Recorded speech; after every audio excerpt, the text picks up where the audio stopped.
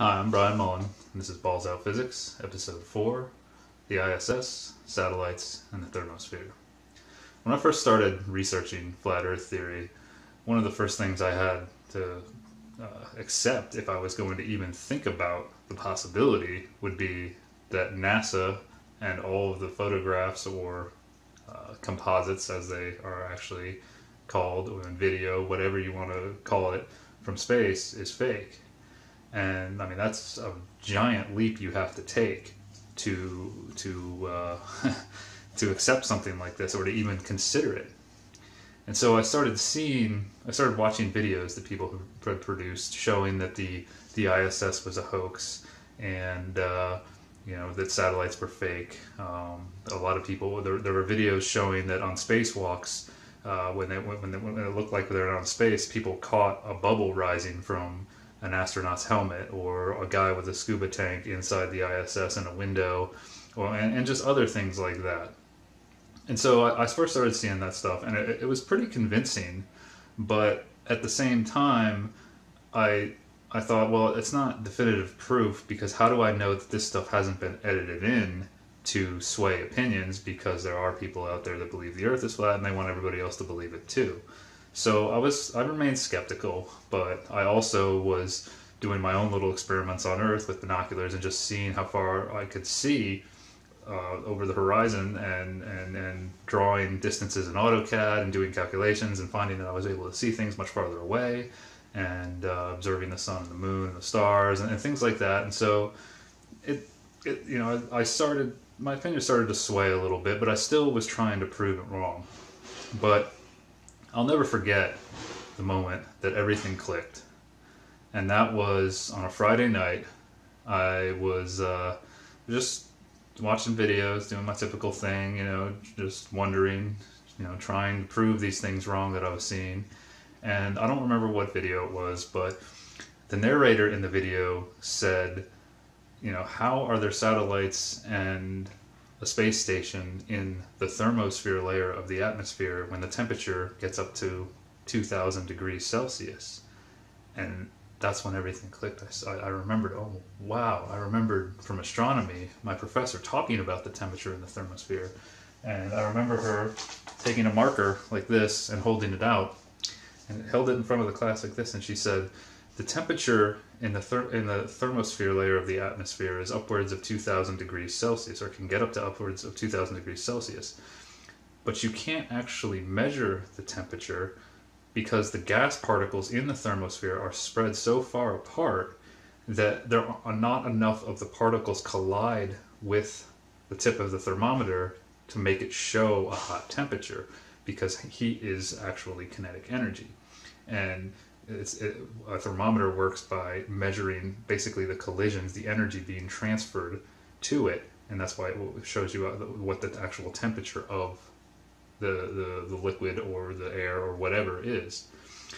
And so I remembered sitting in class and thinking to myself, well, how did they measure the temperature in the first place? How do we know it's 2,000 degrees Celsius if you can't measure it? And I thought about maybe thermal imaging or something, but still you have to be measuring that kinetic energy. So it didn't make sense to me. But at the time, I didn't put two and two together and realize that that's where the majority of LEO, which are low Earth orbit satellites, and the International Space Station and the Space Shuttle used to be. What they used to, or the Space Shuttle used to be, but everything else orbits the Earth. And so when that hit me, I said, wait a second, this can't be. And I thought about the thermometer. I really started to think about thermodynamics, and I had to take thermodynamics to get my engineering degree, and so I went and I pulled out my thermodynamics book. I actually kept all my books. I didn't know I'd be using them for something like this later in life, but I knew I wanted to have them for reference, and so I got my thermodynamics book out, and I went to the first law, because I remembered what the second law was, but I wanted to read them both again. So when you go and you read the first law of thermodynamics, per this book, says, the first law of thermodynamics is simply an expression of the conservation of energy principle, and it asserts that energy is a thermodynamic property. And that's basically more complicating way of saying what I just said, that heat is energy, kinetic energy. Okay? And the second law of thermodynamics asserts that energy has quality as well as quantity, and actual processes occur in the direction of decreasing quality of energy. And what that means in terms of heat is that heat, something that's hot heat will move to a colder area, because the energy in something that's hot is higher than the energy in something that is cold. So they give an example, and they say, for example, a cup of hot coffee left on a table eventually cools, but a cup of cool coffee in the same room never gets hot by itself. The high temperature of energy of the coffee is degraded. It's transformed into a less useful form at a lower temperature once it's transferred to the surrounding air. So they give a little picture, they show a little picture of this. I mean, you can probably imagine a cup of coffee cooling down, but they show that, you know, if the cup of coffee is 70 degrees Celsius and the surrounding environment is 20 degrees Celsius, eventually the heat will dissipate from the coffee and become the same temperature as the room around it, or the area around it. I mean, this is common sense. Everyone knows this, that if you leave something out that's hot, soup or whatever, and you don't consume it in time, it's eventually just going to be room temperature, and it may not be as enjoyable. So, keeping that in mind, hot goes to cold. Now, before I took thermodynamics, I actually knew this pretty well, because my dad is a mechanical engineer, and he basically groomed me to be an engineer from birth, because that's what he is and that's what he knows. And he told me hot goes to cold. He wanted me to know that. It was something he was adamant about. But the way I really learned it is whenever I would leave the back door open in the summertime, he would say, "Brian, shut the back door. You're letting the heat in." But in the wintertime, it was, "Brian, shut the back door. You're letting the heat out." He always said it right. He always said that the hot goes to the cold. And so that was always ingrained in my head. And then when I took thermodynamics, I actually found the class very interesting, because it built off of that basic principle that hot goes to cold. So why this all clicked for me, and you may or may not agree with this, is that I don't understand how this heat is not being transferred to the International Space Station and all the satellites up there. But so first, let's look at how the atmosphere is constructed, or the layers of our air exist above us. If you go to Google Images or Google Images, or just get on Google and type in layers of the atmosphere or temperature, you might find this chart. I found this one. I decided to print this one out because it was the most clear. They vary with elevations and where the delineation lines are, but I'm just going to use this one to explain this. Okay, so basically there's 5 layers of the atmosphere, or of our air.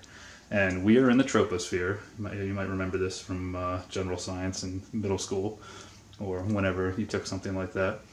And when you go up in elevation in the troposphere, the temperature decreases. If you go up in the mountains, it starts to get cool. You might have experienced this. I mean, it's very common knowledge that as you go up into the mountains, the temperature gets cooler, and that always seems kind of strange, right? Because you're getting closer to the sun. But there's reasons for it. I'm not going to get into that in this video, but the temperature gets colder and colder, down to around negative 50 degrees Celsius at about 10 kilometers over here. And then you get into the stratosphere, and temperature actually starts to increase a little bit, which I always found kind of strange that it goes back up, and up to about 50 kilometers. And then you get to the mesosphere, and then the temperature starts to decrease again as you get into the next layer, and it gets down to about minus 100 degrees Celsius, which is about 100 degrees less than the freezing point of water.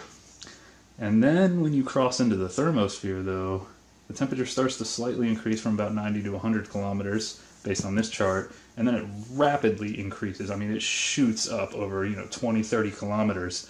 I mean, from negative 50, negative 100 degrees up to about 500, 1500 per this chart. Some say 2000 degrees Celsius, some say 2500 degrees. There's all kinds of numbers out there, but everybody can agree that it's really, really hot. 2000 degrees Celsius is very hot. To take this into consideration, or to put it in perspective, I mean, the melting point of aluminum is 660 degrees Celsius. And satellites and the ISS are definitely going to have a lot of aluminum on them. They're also going to have a lot of plastic on them for circuitry, circuit boards, and things like that. And plastic is made plastic melts at around the boiling temperature of water, which is about 100 degrees Celsius. So keep that in mind. So you see the temperature keeps going up into the exosphere, and it keeps going up and up and up off the chart. And the exosphere is basically the last layer of the atmosphere, where the gas thins out so much that eventually you get to a point where there's no more gas and you're in space. I mean, this is what I was taught in astronomy, and this is the general idea. I don't know if I said it exactly right, but you know, that's the accepted theory. Okay? So those are the layers of the atmosphere, but I wanted to focus on the thermosphere because that's where the majority of LEO satellites are. The ISS is considered a satellite since it orbits the Earth, as is the Moon, and in mainstream astronomy. And so I drew here the thermosphere on the board, and I chose to say it starts at 100 kilometers because there's other charts out there that show 100, and it's just easier to use 100. And I also said that the top of it is at 600 kilometers because there are other charts that show it at 600, and NASA tells us that the Hubble, Fermi, and Spitzer, Hubble being the most famous telescopes, are around 560 kilometers, and they say that they're in the thermosphere. So that's why I chose 600. And these red dots on the board are supposed to represent the air, the gas particles, which basically the atmosphere up there. Okay, and red because they're hot, and you know, I've also got the ISS and satellites up there, and down here I've got the lowest LEO, which is supposed to be around 160. 160 kilometers, and there's supposed to be thousands of satellites out there, so there's not just one down there, there's multiple, but this is just a representation. You know, obviously not the scale.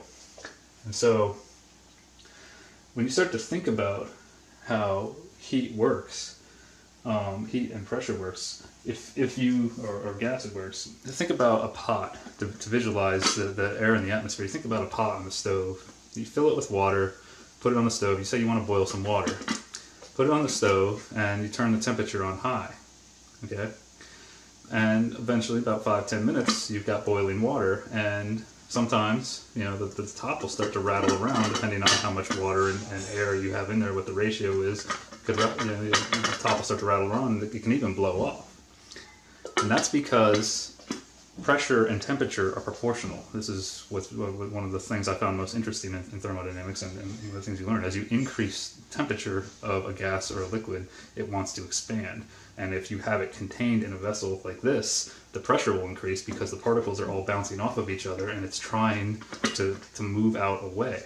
So I tried to illustrate this, that at the lower temperatures of the thermosphere, the air is going to be more dense. If you see, I've got more dots down here than I do up here because the gas starts to try to expand away from each other because it's hot. The hotter it gets, the more the particles want to get away. Okay, but the particles are so far apart where all these satellites are that there's not enough of them colliding with the satellites and the ISS and everything to make them melt. That's basically what my astronomy professor said with the thermometer example, and this is the general accepted excuse or reason for why these satellites aren't melting and why astronauts aren't burning up, and that's it. Okay, and so it kind of makes sense.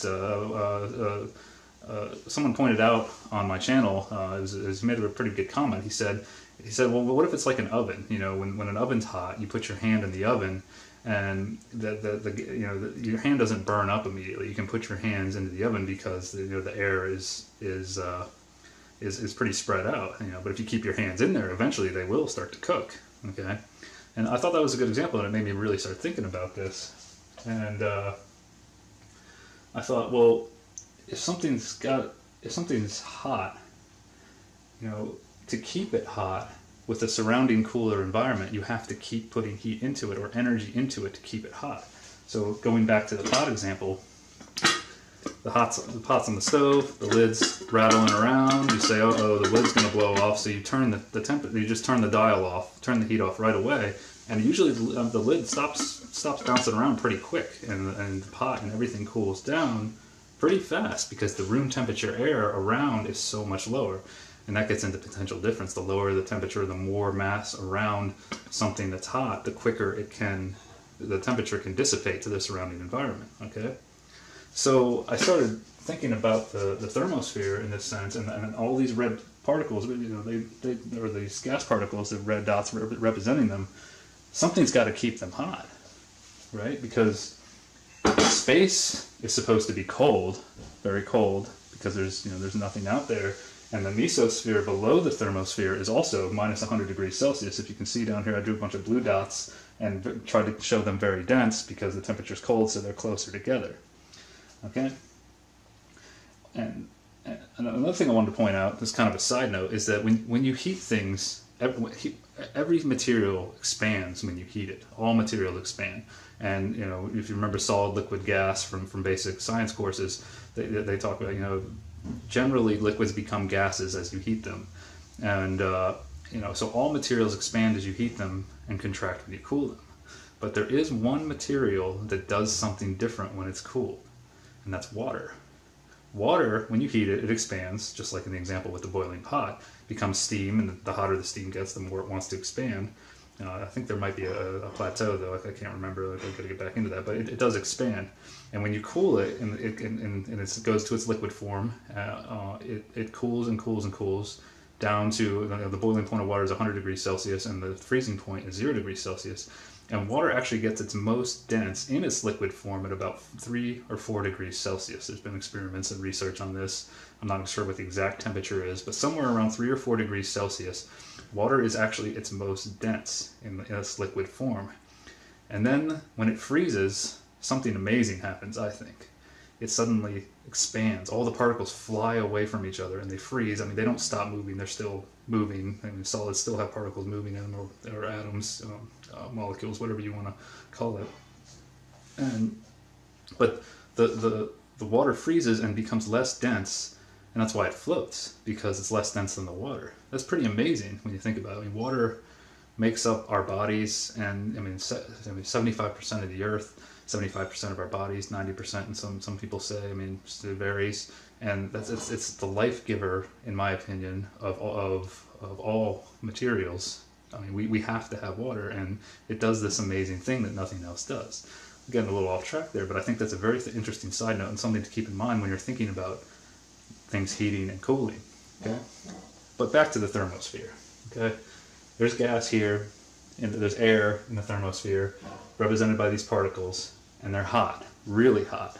You know, as you get up to the top, you know, they get around 1,500, 2,500 degrees Celsius, as I've written up here, and they get in the exosphere. The air particles are still hot, but they're very far, they're spread apart, and not enough of them are colliding with the objects that are up there, so that's why we're told that they don't burn up. Well, something's got to be keeping the thermosphere hot. And what is that? Well, obviously it's the sun, because that's what's supposed to warm the Earth. But that's also kind of questionable, because you know, the reason that heat isn't transferred to the satellites is because the air particles are too far apart. Well, in space, there's supposed to be no air, no gas particles. You know, okay, I had to cut, but there's no air in space, right? And so keeping this in mind, with the particles being too far apart to transfer heat to the satellites in the space station, how does heat from a sun that's 93 million miles away travel through the vacuum of space to get to Earth and warm the Earth? That was always a big question for me, and it doesn't make a lot of sense. But it is accepted that electromagnetic waves can pass through space or through a vacuum. Okay, and light in astronomy, it covers the whole. That term covers the whole electromagnetic spectrum. And to give you an idea from my astronomy book, here's the electromagnetic spectrum up here at the top. And you can see it's made up of visible light, which is the rainbow in the center, and that's a very, very small portion of the spectrum. And then there's ultraviolet, infrared, X-rays, gamma rays, and radio waves, of course. And you know, radio waves need to be able to travel through space for NASA to communicate with the space station, right? Or with the space station and Apollo missions, whatever. That has to be true for that to be, for communication to be true. And so, to get an idea, you know, of how this would warm the Earth, in my book there's another image that shows, I'll turn it this way, which how much of light or the electromagnetic spectrum gets to Earth. And as you can see, only visible, a little bit of ultraviolet, and radio waves can get to Earth through the atmosphere. So by that logic, you would assume that with the atmosphere absorbing the gamma, X-ray, ultraviolet light, that's what's heating the atmosphere. That's what the particles are absorbing and warming, and that's what we're told. That these particles absorb that light, and that's what makes them warm. Okay, that's how they stay warm. Now, as I said before, you have to keep heating the system for it to stay hot, or the heat's going to try to dissipate and go into the mesosphere or to space. Right? Well, how come the electromagnetic waves or light that's hitting these satellites isn't heating them up? You know, they're there too. Something else to consider is if you've ever seen the movie Apollo 13, to kind of get on a side note, but this is related. In the movie Apollo 13, you know, they don't make it to the moon, and they have a malfunction, and the whole movie is about trying to get them back to Earth, and supposedly this is a true story. Well, in the movie, on the way back, they're running low on battery power, and to conserve energy, they turn off the heater. And then all of the astronauts get very cold. Well, if you think about that, if the spaceship or the Apollo 13 ship is between the moon and the Earth, it's being bombarded by light. It's not shielded by an atmosphere or anything. So wouldn't it be really, really hot? Well, I mean, I guess since these things don't get hot, same logic. But then also, how does it get cold? It's a two-way street. If there's no air out there for the heat to radiate into, to move through conduction or convection, you know, how does heat leave the Apollo 13, right? How did it get cold? It's got to have something to move through. Only light can transfer energy through space, as we're told. On Earth, you have to have some kind of medium for it to travel through. You know, this is common accepted truth. The heat has to move through something unless it's light. And so the same thing goes for the space station. How does heat that builds up inside the space station get out? Right? You know, inside the space station you have astronauts, which the temperature of a human being is 98.6 degrees Fahrenheit, which is warm. I'm familiar with that scale, living in the United States, and that's pretty warm. That's actually hot. If it was 98.6 degrees in this room, I would be sweating, and so would the astronauts. And then you have electrical current throwing through wiring. Anytime electrons flow through anything that generates heat, and all kinds of systems on the space station. How does the heat get out of the station if there's nothing to dissipate it through? Right? There's no collision. There's not enough collisions with these particles to transfer heat into the station. So how does that heat get out? It would be really warm, if not hot, inside the station. And then, when you think about it, that means that there's some kind of barrier here.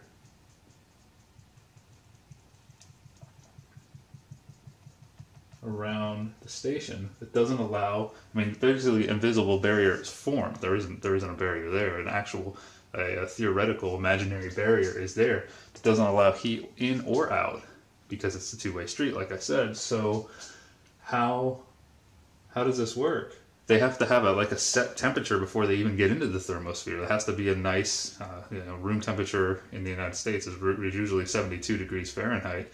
And they look like they're in an environment like that when they're on the space station and wearing collared shirts and pants. Most of them, they probably want something that's comfortable so they're not sweating, and they look fairly comfortable. So how do they set that temperature? Heat can't go in or out. So going back to the electromagnetic waves and it's hitting these satellites, but they don't get hot. But if these gas particles absorb light and energy and get warm, these satellites are made of metals and very dense matter, and they're cool. They're going to absorb that light too. How do they not absorb the light? How does it choose to only warm the atmosphere but not the satellites? And not the Apollo spacecraft, or not any of the probes that have been out in space that are getting hit by direct sunlight? It doesn't doesn't add up to me. It defies logic. And another thing to think about is these black lines here are supposed to represent the solar panels on the ISS. You can look up an image of it on Google if you want to see it. I didn't draw a perfect picture of it, but that's generally what it looks like. Solar panels absorb light to create electricity. And if the temperature gets up to 1500 to 2500 degrees Celsius up here, let's say it's 1500 as I've got over here, I'm just taking approximate temperatures based on that chart I showed at this elevation. I've got 1000 down here for the LEOs. Those solar panels absorb electricity, or absorb light to make electricity. And they can work in 1500 degrees Celsius temperatures. That's very, very hot. And okay, let's say they can. And they're getting hot and they're connected to the station. Shouldn't they be transferring heat into the station? I mean, through the matter that they're connected with? I've heard people say that the satellites and the ISS have like a reflective material on them that reflects the light. Okay, but that would work for the station, but what about the solar panels? They are absorbing the heat, and the heat, if you hold a steel rod and you light a fire under one end of it, eventually the heat will travel through to the colder end of the steel rod on the other side. Metals conduct heat. I mean, basically all matter does. So heat will distribute itself through all matter. Hot goes to cold. It'll go to the colder pieces of matter. So how does this work?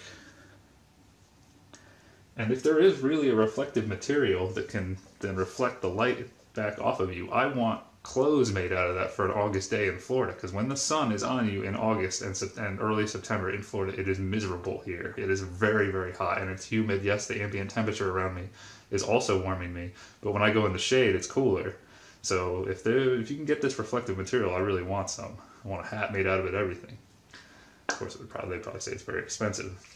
So this, in my opinion, defies the second law of thermodynamics. And we write laws. Science says something's a law.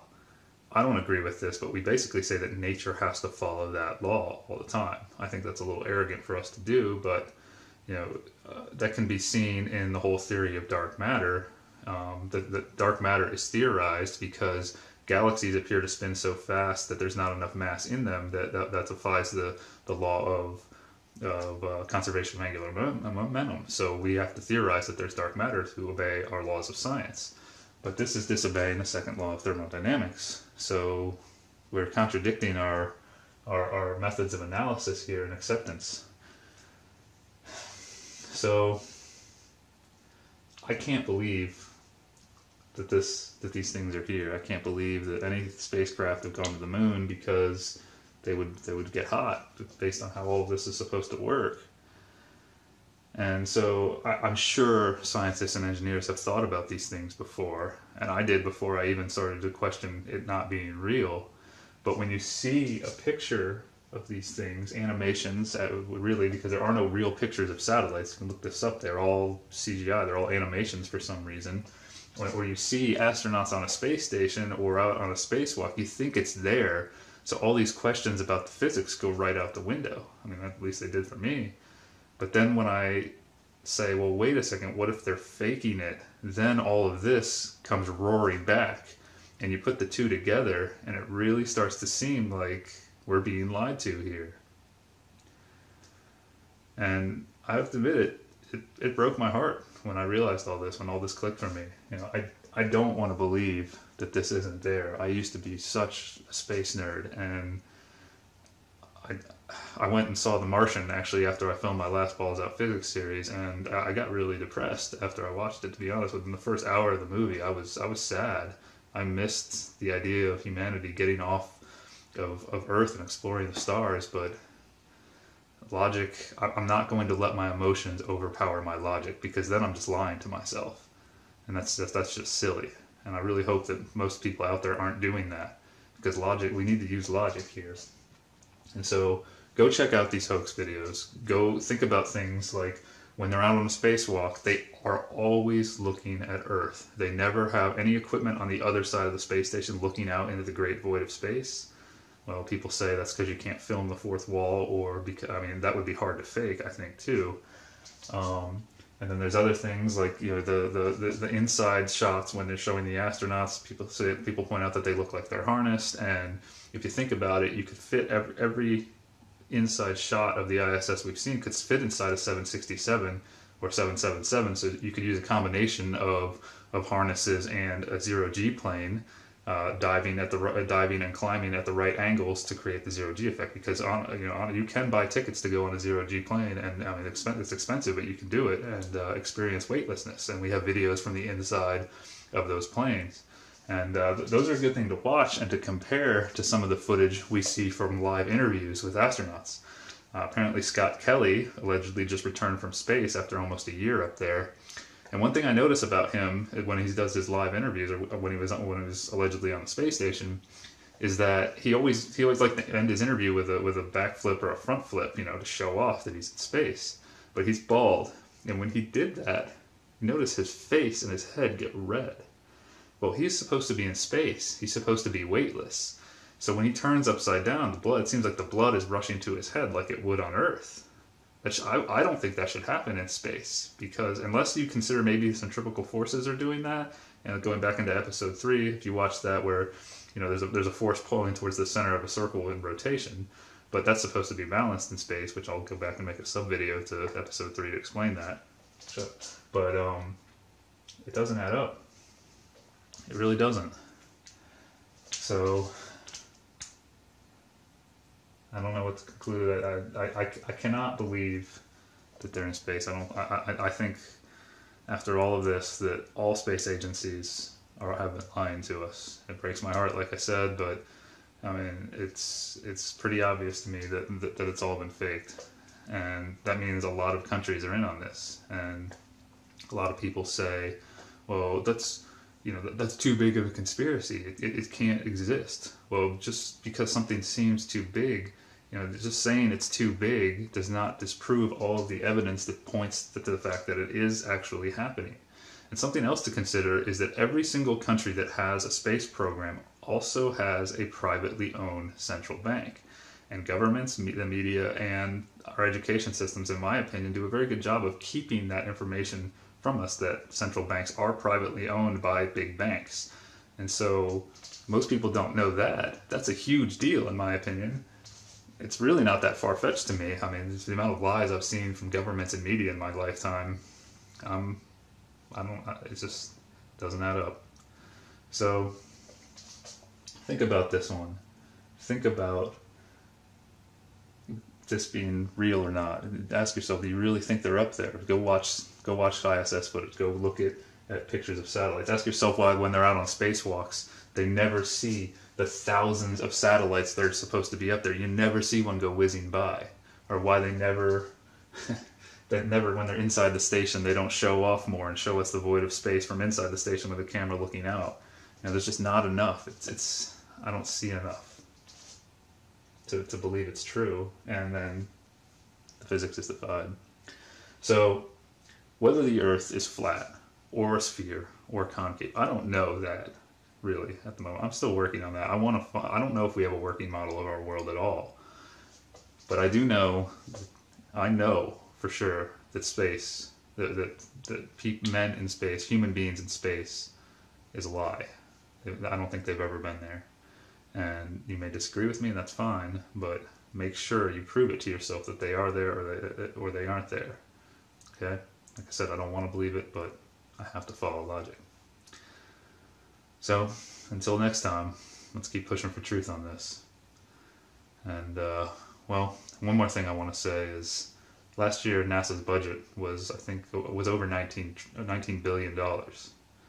And until we get some really good answers to these questions, I don't think we should be giving them that much money every year.